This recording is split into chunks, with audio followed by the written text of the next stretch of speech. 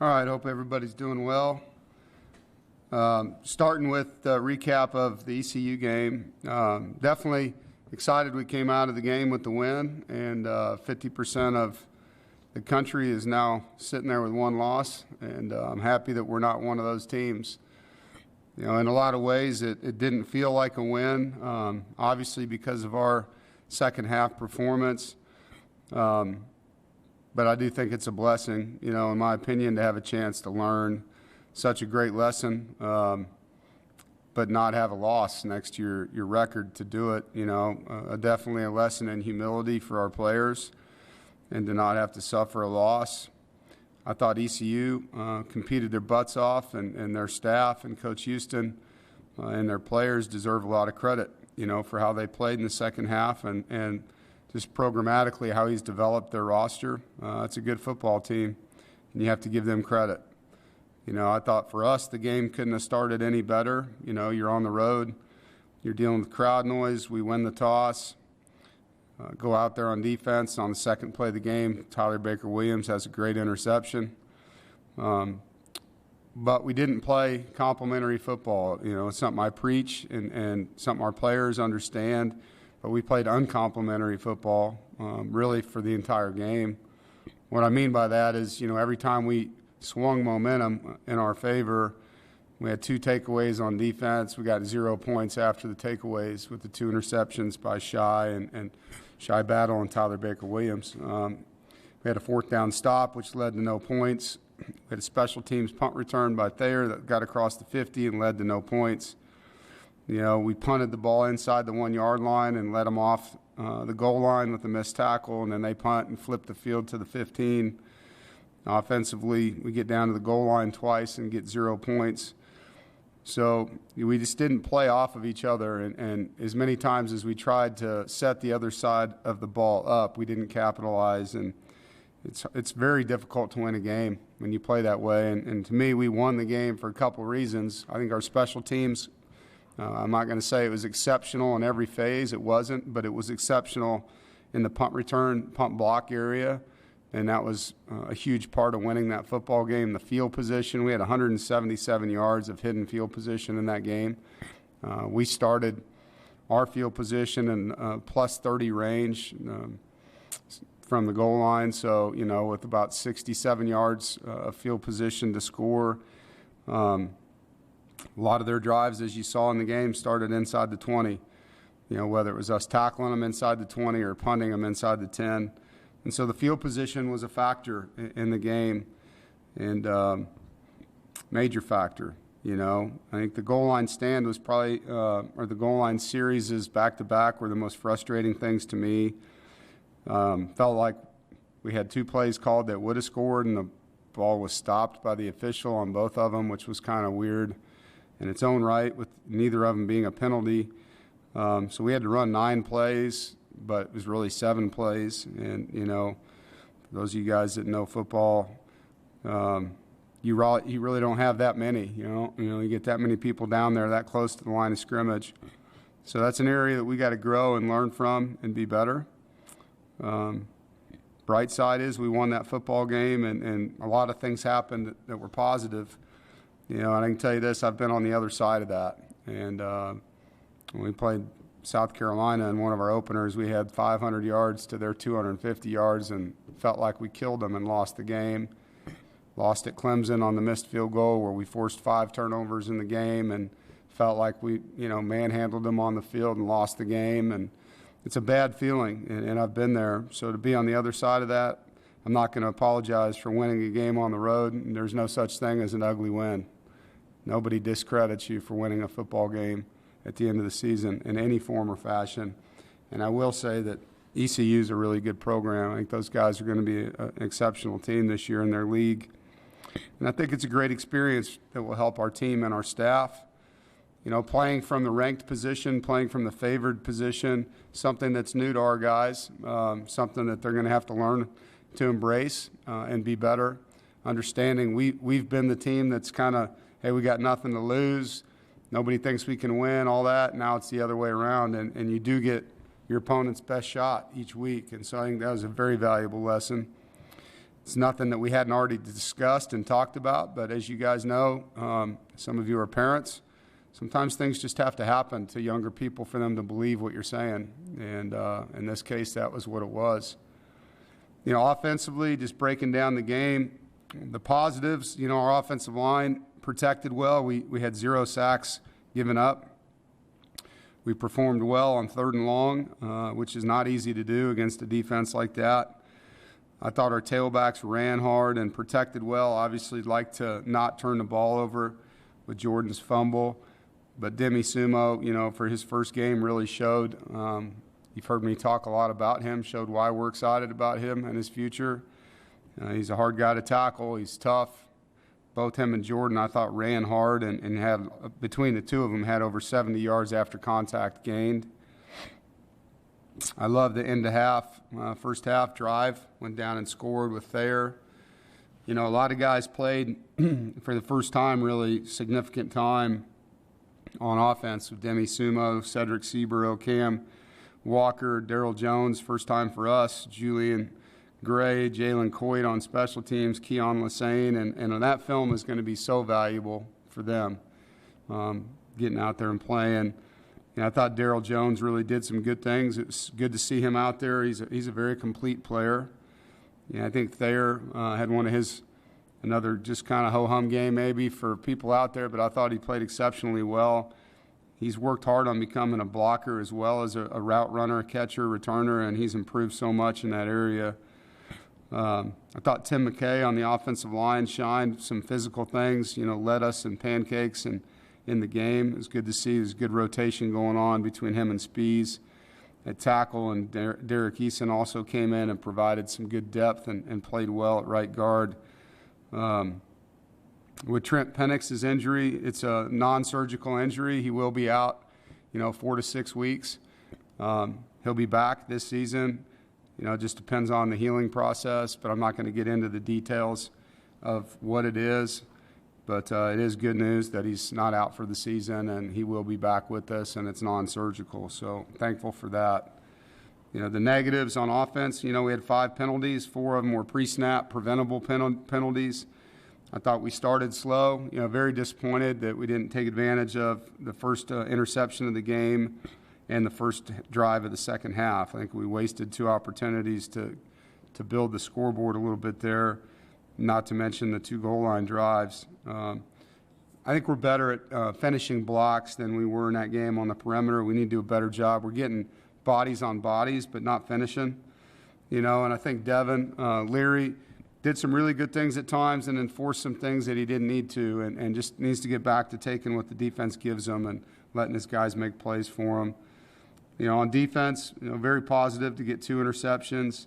Thought we responded well twice. We had 3 what we call sudden changes where the other team's coming on the field with some momentum due to a turnover or special teams play, and twice we forced punts out of those 3. Really liked the way Savion and Davin Van played. I thought they were physical. Thought they knocked the line of scrimmage back and made it hard to run the football. C.J. Clark being back out there is a positive. That game's going to build a lot of confidence for him. We had 4 3-and-outs. We had no pre-snap penalties on defense, and we worked hard. They were a big hard count team. They got a lot of teams last year to jump off sides on defense, so that was a positive. Negative, I don't think we handled the quarterback run game, the scrambles and the draw the way we could have. We missed way too many tackles, maybe a record for us on missed tackles in the game, and I take the blame for that. We didn't tackle enough in training camp, obviously. Trying to get these guys to get to the first game healthy, and that was a success. But at the same time, it didn't feel like we did the things that we routinely do as tacklers. There's a defense that was top 5 in the nation for fewest missed tackles a year ago, and a lot of those kids are playing. And so they're capable. We need to get back to that, the fundamentals of that. Very important fundamental for that side of the football, probably the most important fundamental. I think the busted red zone coverage on Derek Pitts was disappointing. Experienced player, had his eyes in the backfield on a play action. Peyton's MRI came back completely clean, so that's just going to be time. He's sore, but there's nothing that's,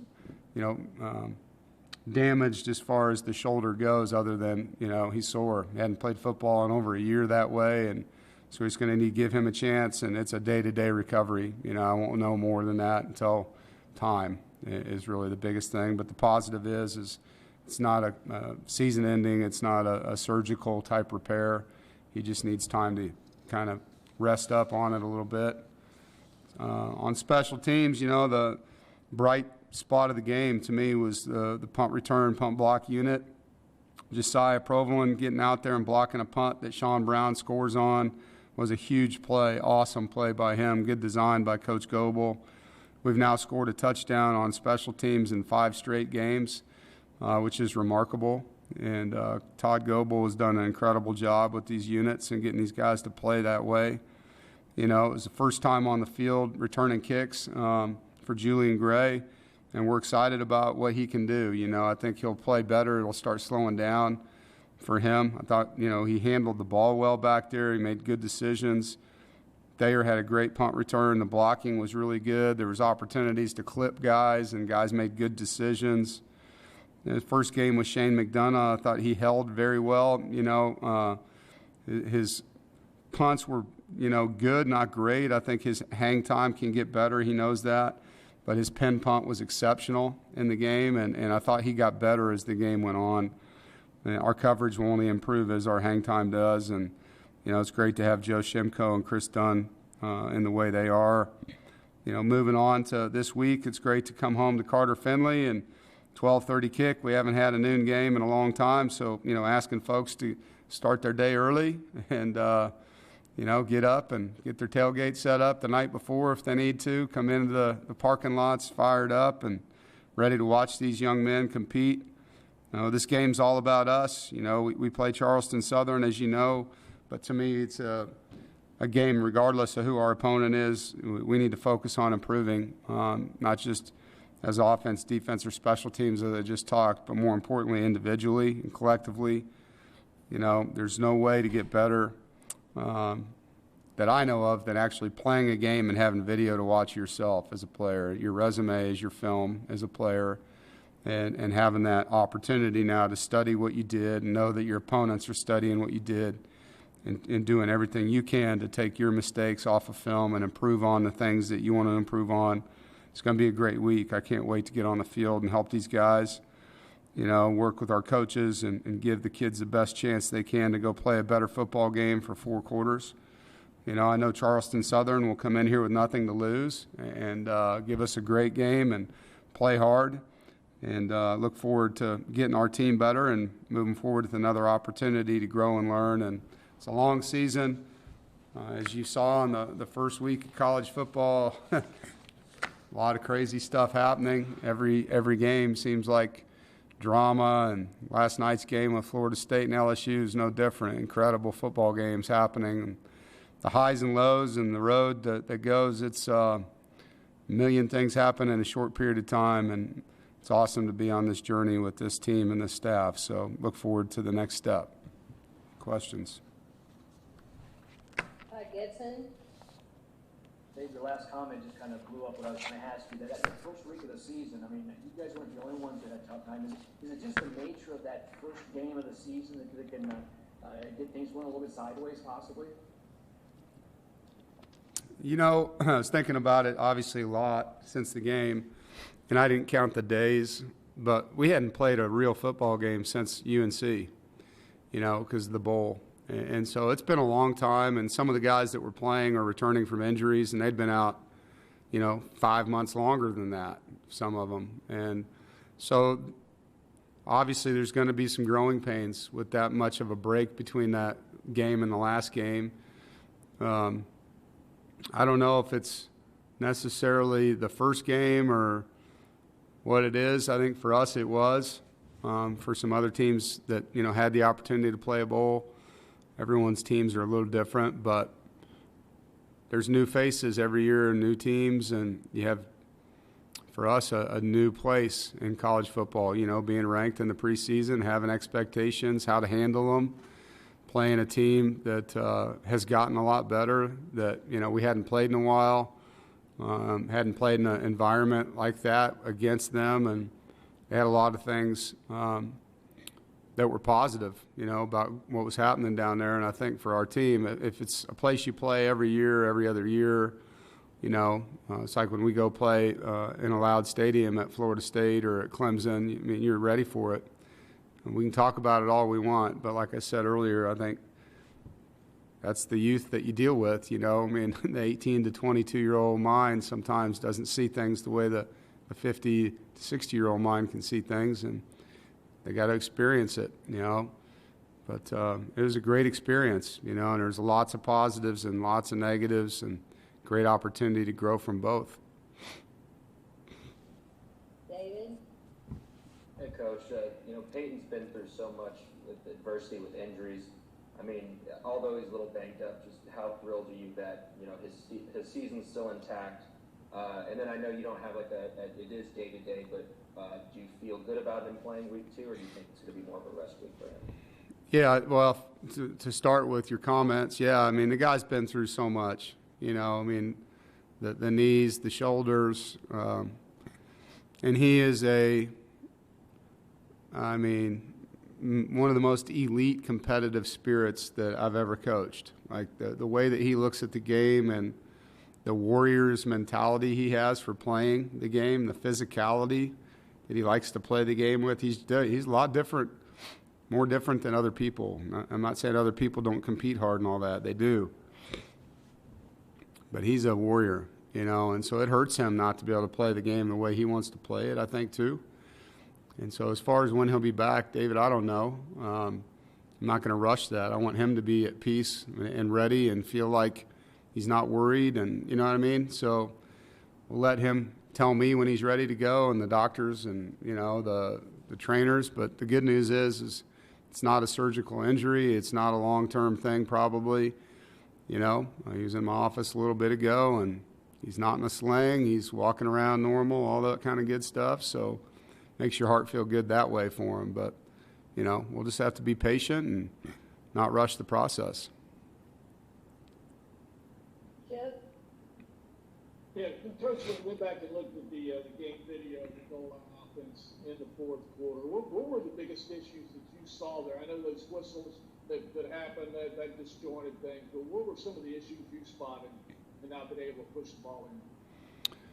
Yeah, there's a lot of issues. I think they put a lot of people at the line of scrimmage. We had to block. At times you got to run over a guy to get in. We didn't do that. We didn't get enough movement. It wasn't one person. There were different plays. Each play it was somebody different, It's tough because the quarterback sneak we called would have scored, and they blew it dead.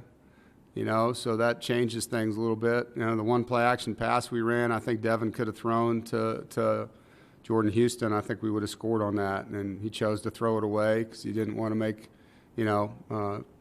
create a turnover possibly. But I think if he would have gotten that off, we probably would have scored on that play. It just comes down to executing, and, we were under center and in the shotgun. We did both.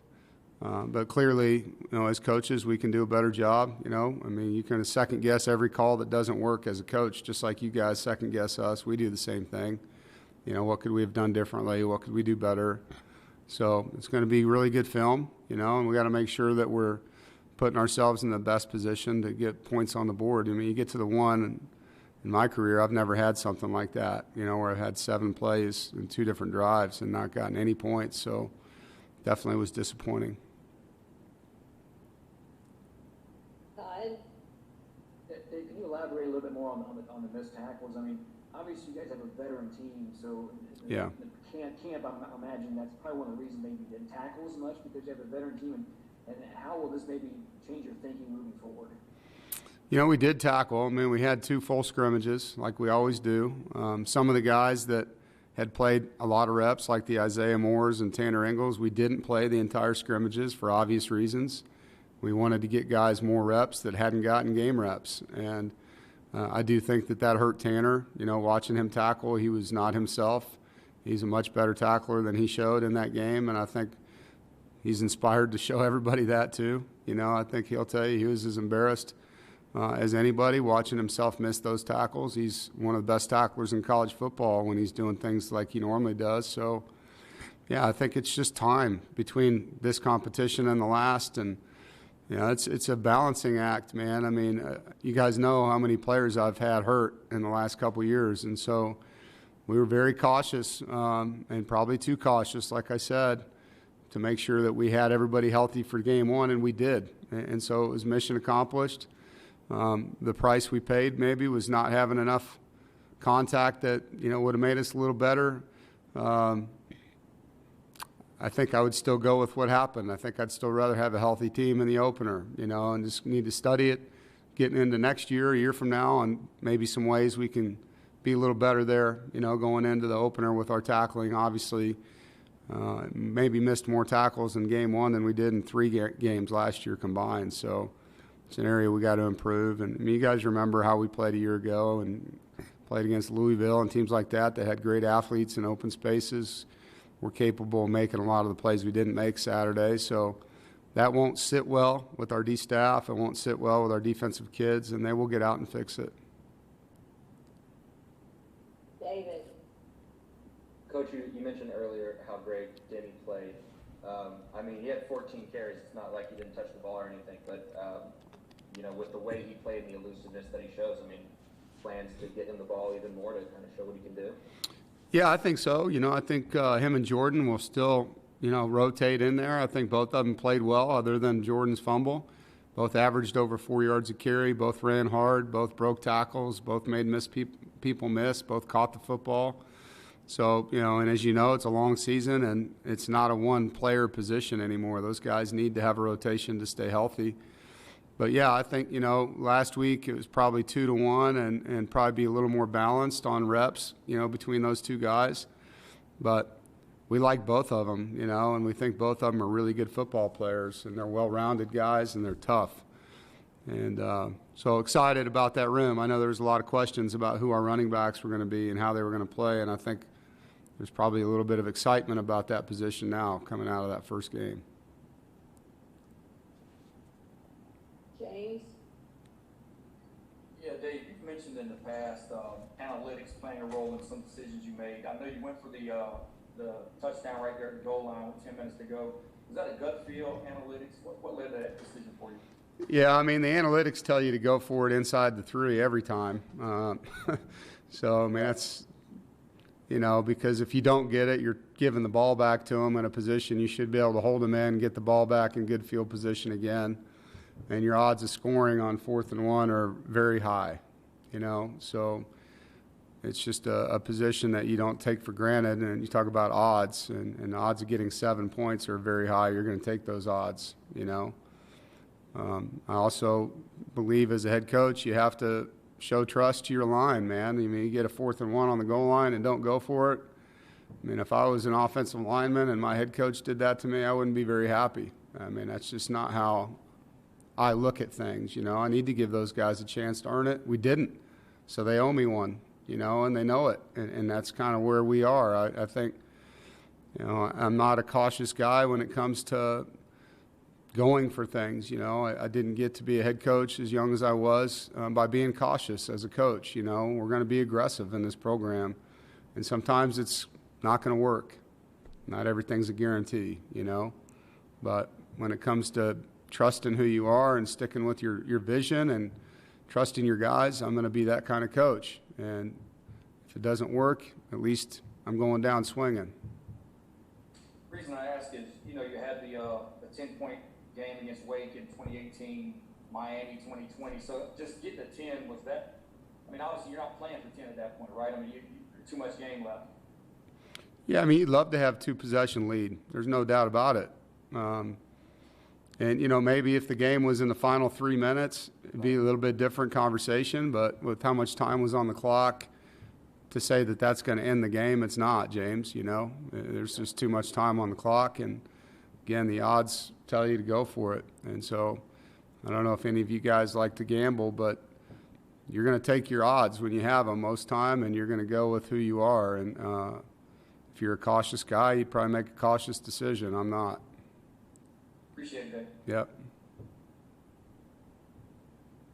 Gibby.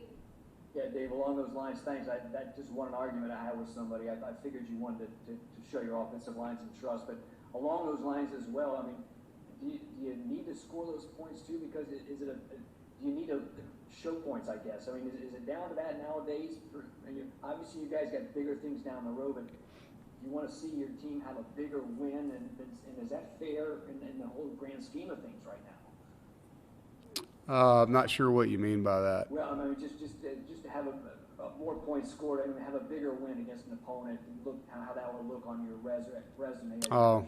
you're moving forward. That's the last thing I was thinking about when I'm making a decision in the middle of a game. Yeah, I mean, trying to win a game, going with the things that you know, the things that you trust, the things that you think are important for your program. So, yeah, I'm not thinking about what they're going to decide in November because we scored 20 instead of 22, you know. David, Looking forward to this week. Does having Jack Chambers on the team, does that offer any competitive advantage? Yeah, I could see why you would think that. I'm going to be honest, that this week is not about Jack Chambers and his time at that school. It's not about that school because of how we played this week. I don't care if we're playing Clemson or Charleston Southern. This week's about us being the best us we can be. We did not showcase that in week one. I think our players would tell you they were embarrassed as coaches.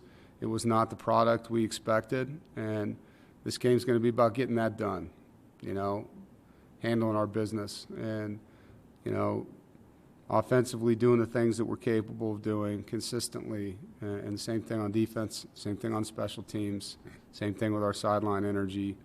We need to bring our best to the field, and we need to play the game the way that we know we can play it, and that's what this game's about. The fact that Jack went to school there, it's a side story, I think, more than anything. More interested in how we play this football game than any of that. Corey, Dave, going back to the defensive side of the ball, were you concerned at all about the lack of pressure? I mean, no sacks in this game, did get a few quarterback pressures, but didn't really get into the defensive or the offensive backfield for ECU quite as much as I'm sure you would like. Yeah, I think, you know, we had several opportunities maybe. Not sure sacking the quarterback is something that matters as much as forcing him to throw off time and throw incomplete passes and maybe throw more interceptions because he's pressured, getting our hands up and tipping more balls. He did get rid of the ball quickly in that game. He did scramble a lot to get away from guys. We did lose contain twice on blitzes that feel like might have been sacks had we not lost contain. So can we be better? Absolutely. I think our rush lane discipline, the distribution, we call it pass rush cage, but the distribution of who's in which lane needs to be more consistent. There's a lot to get better at when it comes to that. You know, the final getting the sack, I know, is kind of how you judge pass rush. You know, for us, there's a lot of other ways pass rush is important, and I completely agree it can be better. Thanks. do we have any other questions for Coach? All right, Coach, thank you. Thanks, everyone. You guys have a great day. Look forward to seeing everybody this week. Thank you.